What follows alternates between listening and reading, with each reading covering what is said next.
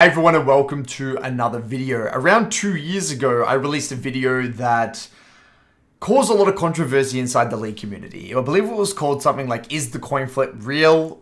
Or a 30-30-40 rule, something along those lines. And a lot of you who've watched my channel have probably heard of it or have seen the video itself. And essentially I talk about this concept where you have 30% of games auto wins, 30% of games auto losses, and 40% of games are in your control. And I'll be honest guys, I kind of regret making that video. I feel as though I actually did a large disservice to the community because I didn't emphasize a few pivotal parts of this concept. And I feel like the reason I have done a large disservice to the community is because people over the past 2 years have massively overemphasized 30% auto losses. And they go into each and every review or each and every game after one or two mistakes thinking that the game is a 30% loss. And they latch onto this idea of certain games being 30% losses. And I'm here to tell you that I believe it is impossible for the average player even myself to look at my own games to truly be objective and truly identify a 30% loss. The original idea of this 30-30-40 was that it wasn't a practical framework for you to genuinely apply it in your games. It was more of an overarching framework to prove that climbing is largely in your control. Okay? Now, I'm going to break down a few games today that I feel like people have a lot of problems with and a lot of people in my Midland Academy have problems with. And I'm going to cover a few core concepts. These are games that I believe a lot of people would have automatically assumed that they were 30% losses. I want to talk about some of the mental difficulties people face in these games that they really, they quote unquote deem as 30% losses. And I want to really highlight, the first video we're going to go over is, this is actually a game from one of my clients inside the MLA. He brought this game to me this morning and I think it is a perfect example of a game that people would have given up on, but he followed the rules that I'm about to explain in a second to get a win. Okay, this game was played in it's his Plat 1 Elo. He's a long-term MLA member. He's a Syndra main. Now, one of the core concepts that I've been talking a lot about inside the MLA is the importance of a few pivotal things. Number one, protect yourself at all times. The importance of simply not dying. Number two, keeping up your farm. And then number three, adapting to chaos. Okay, now the reason this is very important is because the enemy likely are going to make mistakes. They may not, but likely. So we're going to go over this game very, very quickly just to show you the context of what actually happened. So he was versing Lissandra, relatively easy lane. He did an okay job. His Q accuracy was okay. His wave management was okay. He could have done a better job with his tethering and I think he could have been posturing a little bit more aggressively and I think he could have dominated this Lissandra a little bit more. But he's specifically been working on playing a more conservative style, more centered around freeing up his mental stack, being aware of support roams, being aware of jungle tracking, that sort of thing. So he played the game relatively conservatively, even at the expense of a little bit of aggression. He has a Blitzcrank jungle, Blitzcrank comes through, doesn't get the gank off, that's okay, stacks the wave in, complements his jungler beautifully. Ideally, he would be utilizing that slow built wave to kind of dominate the list, but he helps his jungle secure a scuttle, pushes off the Graves. Well done. So far, so good. Game's going okay. So as the game continues on, he's doing a pretty good job. I think here, this is where he really messed up. He had a significant resource advantage and he was posturing very defensively. But, and considering that he has basically full mana and list is really low, I don't really see why he was panicking. He misses a few combos. So you can kind of see that there's room for improvement with his early skill shot usage. Now, this is where the trouble starts to begin. Top lane dies to a gank. He ends up blowing Liz Flash, I believe here. So he's done a really good job in the 1v1. Gets the wave in, resets. Bot lane at this point is struggling a little bit as well. Top lane definitely struggling. As we fast forward, the game goes on. He starts to shove out the wave again, gets some okay trades, gets an okay ward. Blitz comes through, can't get anything done.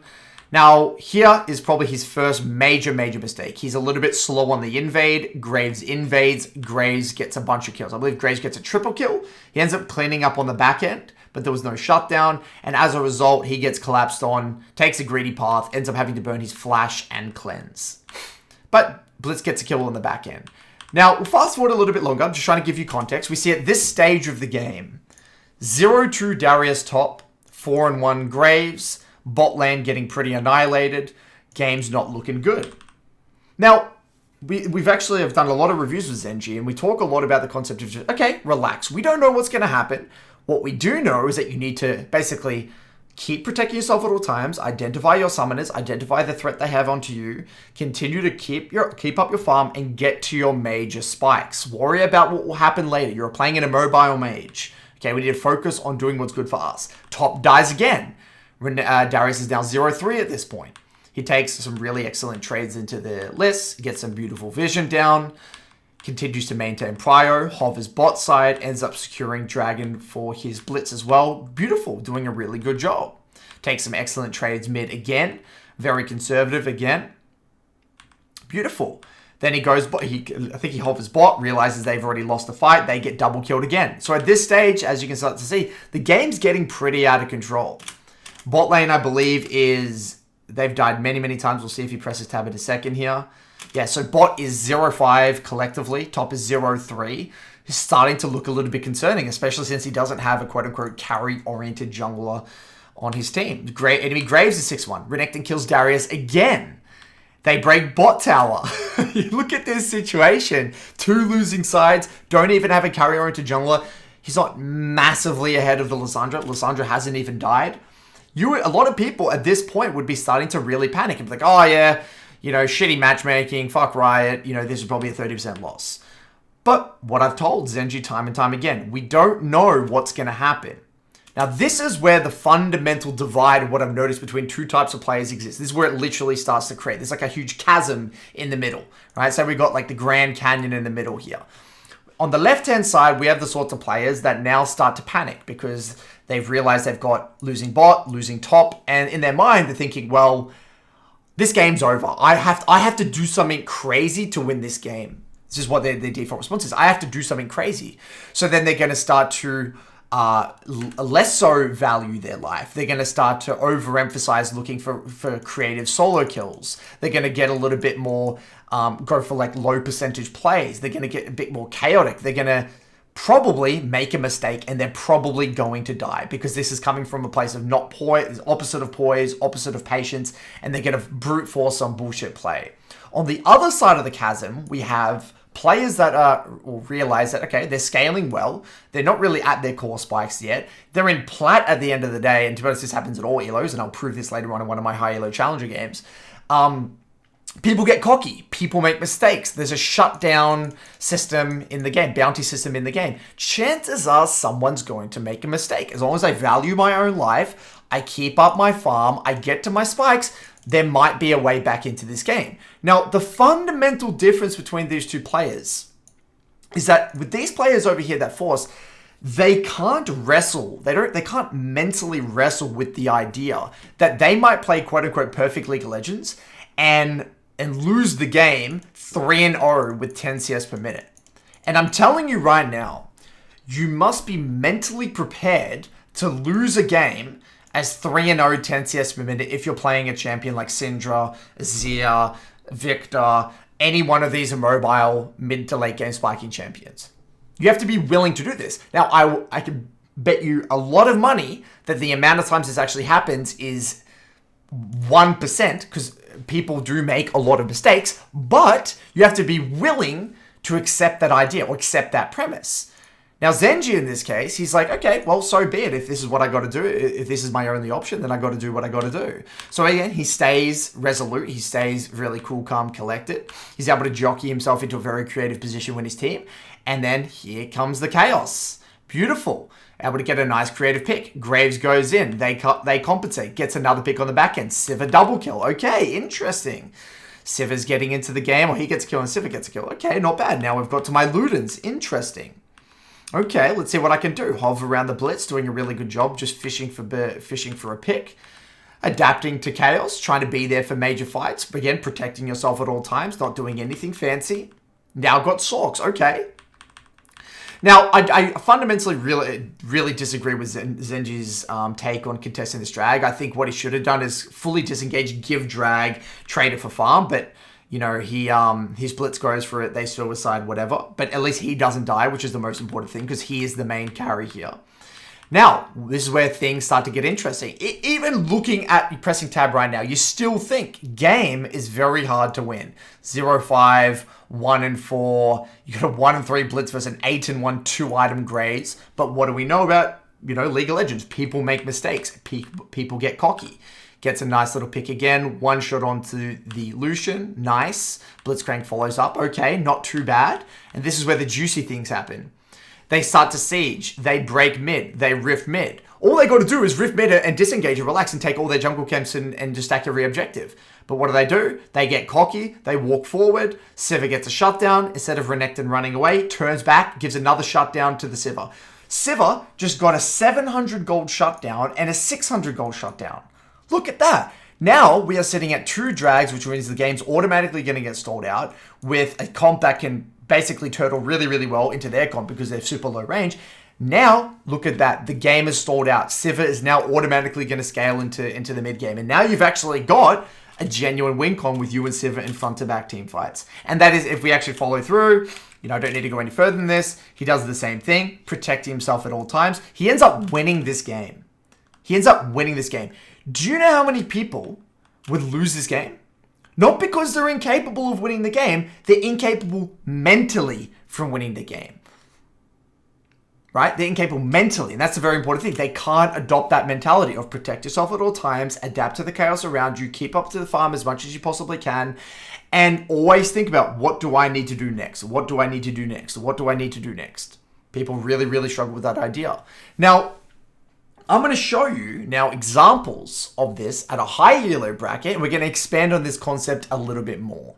So this was actually a game that I played where, very similar to Zenji in a way, I didn't have much proactive ability. I was playing Cassio into Sylas, and nowadays when Sylas go D-Shield, I don't have many options proactively. So I was forced to basically farm. I had a farming-oriented jungler who got behind the early game. The enemy jungler, I think Vertical, invaded my Bel'Veth, and Bel'Veth died. So I knew that we had very little control. Renekton was pressuring bots topside, but I knew in our comp that we had a little bit of scaling, and I'm playing Cassio, and because I'm versing a relatively low-range comp, chances are, if I am able to get to my key spikes, I'm going to be able to win the game. Now, I mess up really badly in the early game here, burning all my mana, get baited into burning all my mana, and now I can't get a reset, so I dig myself a hole. I didn't play this lane perfectly. But as this game goes on, I'll kind of show you the situation I get myself into. So I'm kind of losing pressure over and over again. I'm going just basically even farm with this Sylas. Top lane 0-2. Bel'Veth got behind the early game 2-0 Viego. Bot lane, to be fair, is doing well. But I still, at this point, have no proactive ability. I'm choosing to be reactive. This is what I call proactively reactive. I know that if my Bel'Veth is just farming on repeat and I have no river control, Bard roaming in river, Viego controlling river, we don't win 2v2 right now. The best thing I can do is take a step back, relax, farm, and get to my power spikes. Again, people don't struggle with the ability to do this. They know how to hold waves. They know how to play conservative. They know how to value their own life. But mentally, they can't wrestle with that idea. Mentally, they feel pressured to do something. Because they want to win the game in this beautiful, sexy way of like, I got to have pressure, I always got to be ahead, I can't play from behind. So anyway, look at this. This is a perfect example. They just got river control. Viego comes by, chunks me. I can't really do much. I can't get blue. Bel'Veth takes blue. I can't really do anything. I'm just losing pressure to the Sylas. End up taking another heavy trade. Viego comes through again. This is a really nice gank from them. They end up burning my flash here. I didn't think I was vulnerable this close to my tower, so they end up burning my flash. So look at this. You look at the game state. I'm losing a shit ton of prio. They have complete control over the mid jungle. They've got an early dragon. Game, it's not... I mean, my bot lane's doing well and Sion's going to scale, but again, I have to mentally stay in the game by saying to myself, okay, protect myself at all times. I cannot afford to die. I got to value my own life. I got to buy time for my Bel'Veth. I got to get to my Everfrost. These are the sorts of things that I'm telling myself. They get rift. Okay, we can't contest that. Is what it is. Now look what happens eventually. I'm just chilling. I'm chilling. Now look what happens. They get a bit complacent. They get a bit cocky. Bard thinks that they can go for a roam angle, but I'm very close to my tower. I get a beautiful ultimate. Viego compensates. Bard ults out of panic. Now my Soraka's here. And then look at this. They beat themselves in this situation. Now, I didn't know they were going to do this. I couldn't tell you. If I rewound, to about 10 minutes here, and you paused the VOD and you said, Curtis, how do you win this game? I don't know. I genuinely don't know. All I know is that it's going to involve somehow them coming into me, because I know that I'm a caster and I really want the enemy to come into me, and I'm versing a low range comp, Sylas, Renekton, Viego, so I want them to run into me. I'm going to peel back in some capacity, and I'm going to get kills that way. I don't know where it's going to happen on the map. I don't know when it's going to happen. I just know that that's the sort of fight that I want. I just don't know when it's going to happen. Now, this is the thing. It may never happen. They might play perfectly. They might, shove mid to bot, die bot, kill my bot lane. They may never give me that window. They may play perfect League of Legends and beat me and I just lose. Okay. If that happens, okay. I can't do more than I'm capable of. Okay? And this is an idea that Nathan and I mentioned on one of the Broken by Concept podcast episodes. He was watching Canyon, and one of the ideas that Canyon explores and why he's so successful in solo queue, Nathan was saying how Canyon plays in a way where when he's behind, he gets himself into a position, or let's just say he has no options. Let's say he's got like 3 losing lanes. He will just keep playing high percentage League of Legends, keep up his farm, he's not going to force any gank, and then he knows intuitively that chances are someone's going to overstep, someone's going to misstep, someone's going to make a misplay, they're going to overcommit, and he's there ready to pounce. But the beautiful thing about Canyon, he will sit there and he'll farm, and then sometimes the enemy will play perfectly and there won't be a window, but if that happens, fine, I'll just lose. I'll just lose going 0-0, 0-0-1 or something. That's what he does. He will literally lose the game sometimes going like 0-0-1 and there won't be any options. He's okay with that. He's mentally okay with that because he would rather play quote unquote, he can only do what he can do. And that's my mindset here. I'm not gonna brute force a flip play with no flash without eyes on Viego. That's a guaranteed way to lose the game. And remember, climbing a League of Legends comes from consistency. It doesn't come from those fancy plays you make. It comes from consistency. It comes from taking high percentage plays and fundamentally good quality decision making. And this is an example of what it looked like. Now, it could have happened now. It could have happened 6 minutes in the future. It doesn't matter. And now I'm 2-0 as a Cassio. And now I'm rock and rolling. Now I've got my Everfrost, I've got my Blasting Wand, we can actually fight dragons, we get dragon, and obviously I scale beautifully into the mid game. And all I got to do is again continue to protect myself at all times, get into the side lane where I can actually beat this Sylas in the side lane at my 2 items, and now the game is relatively straightforward. Now I know it's my go time. I've been reactive, and now I can actually be reactive. Pretty straightforward. Now, we're going to flip the switch here. I'm going to show you a VOD where this whole proactively reactive bullshit doesn't work anymore. Because there's a lot of people saying, Curtis, but I play Zed, or I play Vex, or I play Galio, or Katarina, and I can't do this. Okay, let's see what it looks like in a game where I'm playing a champ that is, or quote-unquote, has to be proactive. So now we're on the flip side. Now I'm playing a champion that, or I'm in a situation where I can't just sit there and choose to be proactively reactive. I'm in a hole. And my champion can't play like that. I'm not playing a Victor or a Syndra or a Cassio or an Azir or something like that. I want to really show you a situation like this. Look at the scoreboard. I'm a 2-3 Vex. I don't have a carry-oriented jungler. My top lane's getting annihilated. I'm versing a 6-0 Aurelia, 6-0 Varus. I'm in a hole. I'm in a big hole. I look at this situation and I know that if I sit under my tower and play conservative League of Legends, I'm going to lose the game. I know I'm going to lose the game. So now we're on the flip side. We're in a situation where, okay, borderline, 2 losing sides. I'm not saying I play perfectly, but a lot of people would write this off as a 30% loss. Okay, fair enough. But I'm a Vex. I've got proactive play potential. So now my mindset has shifted. Okay, if I can't sit there and play quote unquote high percentage League of Legends and roller and just play with my win cons and win, I got to do something else. I got to find a way to get these shutdowns. I got to find a way to capitalize on the enemy mistakes and make a play proactively. So the first thing I do coming out of base is I'm trying to identify where are the shutdown people. Where's the Varus? Where's the Aurelia? I see Aurelia topside playing very aggressively. Now, what would, if we're talking optimal League of Legends, right? If you're in a position like Aurelia or Varus and all these champions, if you wanted to win the game, what would you do? You would actually play conservatively. You would play conservatively because that's what's going to guarantee you the win. You actually need to play more conservatively because you've actually got a shutdown. So all they got to do is play in accordance to their teammates' locations, group and stack every objective and play for team fights. But that's not what they do. Welcome to League of Legends, right? This is some random master tier player that is probably thinking, oh, I'm 6-0 Aurelia, I can do whatever I want. I'm able to go for a lane gank, get a beautiful shutdown onto this Aurelia, 700 gold shutdown, boom. Okay, collect the wave, reset, come back. Now look what they do again. I see that they're posturing very aggressively around mid. I got my ult up in 5 seconds. Instead of playing conservatively just for the tower, they're trying to do something fancy. The Syndra goes in. I'm able to get a nice little kill onto the Syndra. Aurelia dives in as well. I'm able to flash out. Okay, they're getting very chaotic. They're trying to do something fancy. They don't need to. Their Varus is bought. What the hell are they doing? Right? And then Aurelia gets a little bit cocky as well. She forgets that I have ult. I'm able to go for a nice little ult here, get another shutdown onto this Aurelia. So now I've picked up a few kills and a bunch of shutdowns. Now I'm back in the game. Now that doesn't mean it's over, right? I've got that proactive mindset. I'm shoving, moving, trying to find ways to use my proactive play potential. Now, this is another classic example. If you're the Varus and you're still incredibly strong, all you should be doing is waiting for the Aurelia to pressure sides, wait for your team to hover in the area, and play for team fights, because they literally can't lose team fights. But what do? They cannot help themselves. They have to go for the aggressive play. They feel like they're fed. They got to make that play now. Varus goes in like a psycho. I'm able to punish. We get another shutdown directly onto that Varus. Another pick.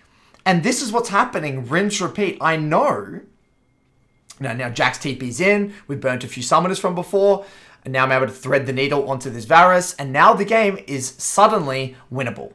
Now, I'm not saying that I'm not saying that this game was winnable. Again, I've accepted that if they played this game perfectly, I will lose. But I know that I can't afford to sit there and be super conservative and just win the game normally. I have to find windows. My point being is that if I had made up in my mind all the way back here after I died, and I look at the scoreboard and I look at a 6-0 Aurelia, a 6-0 Varus, I could have easily said, oh, yep, 2 losing sides, 30% loss, and I could check out mentally.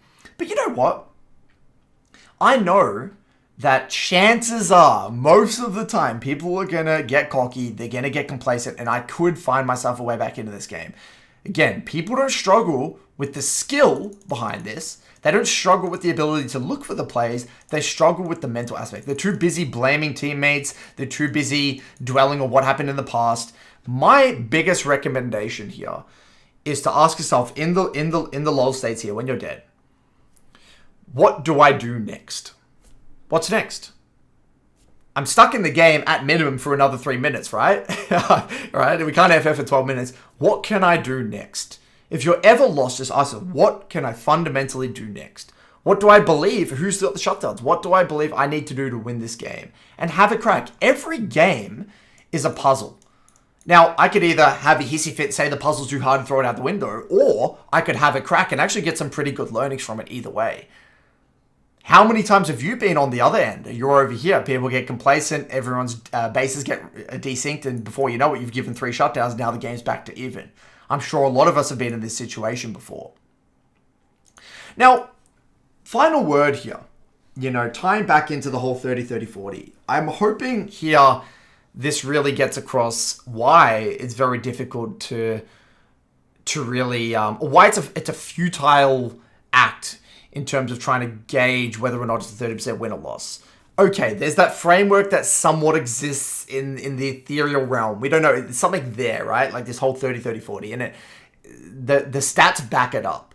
But we have no way. I don't actively think about it. It's not a practical. It's just more of like an overarching philosophy. It's not a practical tool that you can apply in your own games. As for breakthroughs in mindset, I just want to quickly talk about one of my recent breakthroughs in mindset before we wrap up this video. I've noticed that a lot of people's problems right now are boiling down to expectations. Not just expectations of things they have on themselves, not expectations imposed onto them by friends or things like that.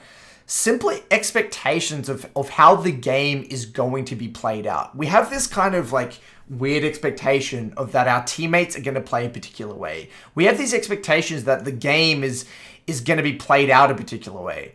The more expectations we have of how a game will or won't play out, the harder it is for us to be simply present in the moment and accept whatever is given to us. When I head into a game, I have zero expectations of how that game is going to go play out. I have no idea if my bot's going to win, my top's going to win, it's going to be a hard game, easy game. I have no idea. So I don't have any expectations. The only expectations I have is on myself in terms of my intensity and my focus. That is it. That is all. And so the mindset that I'm adopting right now, that I'm probably going to make a whole new video on at some point, and I've been talking a lot about this on the Broken by Concept podcast, is that every game right now for me is an opportunity to express who I am as an individual on the Rift. Every game for me is an opportunity to leave my signature on the Rift. Every game is simply a blank canvas that by the end of it, if I can look at it and be like, well, that's my best effort, that's all I can ever ask for. And this idea that I've been wrestling with of every game being a blank canvas and every game being an opportunity to express who I am as an individual is so powerful. It's such a powerful thing. And no one in the world will play Vex in this game like Curtis. No one. People can somewhat try to replicate it. They can gain inspiration from my gameplay. I could have gained inspiration from someone else's gameplay. But ultimately, this game is Curtis's Vex game. No one in the world can replicate my clicks, my decision-making, nothing. Isn't that a really cool idea to play around with, like mentally? To enter a game as if it's a blank canvas and to leave my mark on the Rift. Whatever happens, happens. Something for you guys to dwell on. So hopefully you guys understand where I'm coming from here. If you have any thoughts, questions, concerns, let me know. Otherwise, good luck with your solo queue for the rest of the season. Cheers.